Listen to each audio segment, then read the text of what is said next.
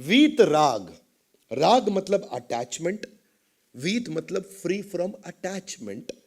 जिसको अटैचमेंट नहीं है उसको दो रिजल्ट मिलते हैं, वो भय और क्रोध उसको नहीं आ सकता। और ऐसा व्यक्ति स्थित धी मुनिरुच्यते, कि ऐसा मुनि वो स्थित धी, धी मतलब इंटेलिजेंस, प्रज्ञा और धी एक ही अर्थ है।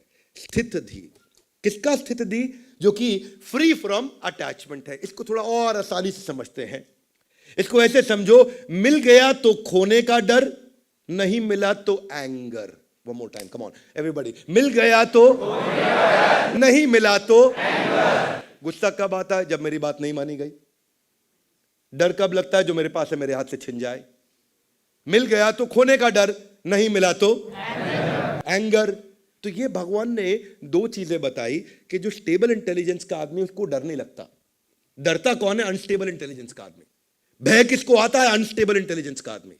तो ये उसके बिहेवियर का एक लक्षण है कि जिसका स्टेबल इंटेलिजेंस होगा, जो वीतराग, वीतराग मतलब जिसको अटैचमेंट नहीं होगा, उसको डर नहीं लगता। एक बार की बात थी, एक राजा जो अपनी पूरी की पूरी साम्राज्य के साथ इतना अटैच थे, इतना अटैच थे, इतना अटैच थे कि वो जीते चले जा रहे। और वो राजा के, उनके साम्राज्य से एक बहुत बड़े गुरु निकलने वाले थे। पता लगा वो गुरु आ रहे हैं, आ रहे हैं, आ रहे हैं। वो दिन आ गया जिस दिन वो गुरु पहुंच गए। राजा ने सोचा इन गुरु को अपने यहाँ बुलाने से अच्छा मैं खुद ही गुरु के दर्शन करने जाता हूं, उनकी शरण लूंगा, तभी मैं उनसे कुछ सीख पाऊंगा। तो राजा जिस दिन वो गुरु आए, जिस कुटिया में विश्राम करने लगे, वहां जाकर के बाहर इंतजार करने लगे कि मैं आज गुरु से कुछ प्रश्न करूंगा। जैसे ही गुरु मिले, उनसे बोला कि मेरी बड़ी आसक्ति है, बहुत अटैचमेंट है, जिसके कारण बड़ा परेशान रहता हूं। मैं डिटैच्ड कैसे हो जाऊं, इसका मुझे उपाय दीजिए। मैं बड़ा खुश हो जाता हूं, कुछ जीत जाऊं, बड़ा दुखी हो जाता हूं, कुछ हार जाऊं, तो बड़ा इमोशनल प्लेटफॉर्म पे जीवन जी रहा हूं। गुरु ने कहा कोई बात नहीं, दो कागज के टुकड़े लाओ। दो कागज के टुकड़े गुरुजी के सामने लाए गए।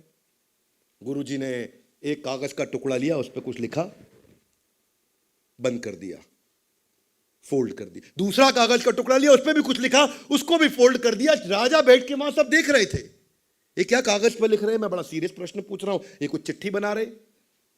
तभी गुरु ने कहा, राजन जिस दिन तुम बहुत खुश होगे ना, ये पहली चिट्ठी मेरी खोल के पढ़ लेना। और राजन जिस दिन तुम बहुत दुखी होगे, ये मेरी दूसरी चिट्ठी खोल के पढ़ लेना। राजा बोले, गुरु ने बड़ा कस्टमाइज सोल्यूशन दिया है।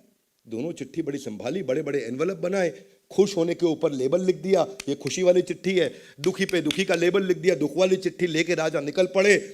जब अपने साम्राज्य में वापस लौटे, कुछ दिन, महीने, हफ्ते बढ़िया बीते। एक दिन अचानक ऐसा हुआ कि उनका रथी, रथी के ऊपर होता है अधिरथी, उसके ऊपर होता है महारथी। तो रथी बड़ा छोटा यूनिट होता है, किसी दिन समझाऊंगा रथी, अतिरथी, महारथी में क्या अंतर। उनका एक रथी पड़ोस के एक साम्राज्य को जीत लाया।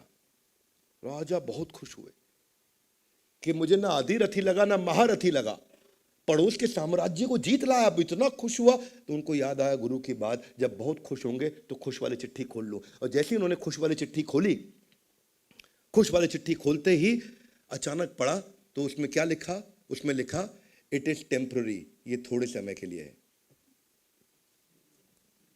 राजा हैरान, मैं तो साम्राज्य जीता, गुरु ने कहा इट इज टेम्पररी, ये थोड़े समय के लिए। कोई बात नहीं, कुछ दिन, हफ्ते, महीने बीते और एक समय ऐसा आया कि वो जो साम्राज्य हारा, उन्होंने कुछ लोगों की सेना और बाजू के साम्राज्य जोड़े, इनको चुनौती दी। इस बार इनके रथी, अधिरथी, महारथी सारे के सारे चले गए युद्ध करने और फिर भी हार गए। राजा बहुत दुखी हुआ, बोला गुरुजी ने कहा था टेम्पररी, वही हुआ, ये थोड़े समय के लिए निकल गया मेरे हाथ से। अब तो रथी भी गया, अतिरथी भी गया, महारथी भी गया, फिर भी हार गए। उन्होंने कहा चलो अब दूसरी चिट्ठी खोलते हैं। दुखी होने पर दूसरी चिट्ठी खोली, और जैसे ही दूसरी चिट्ठी खोली राजा हैरान हो गए। दूसरी चिट्ठी में लिखा था, इट इज टेम्पररी, ये थोड़े समय के लिए है। तब उनको ये समझ में आया कि ये सब कुछ टेम्पररी है, और वहां से मुझे अपनी अटैचमेंट को तोड़ के वापस लेकर के आना है।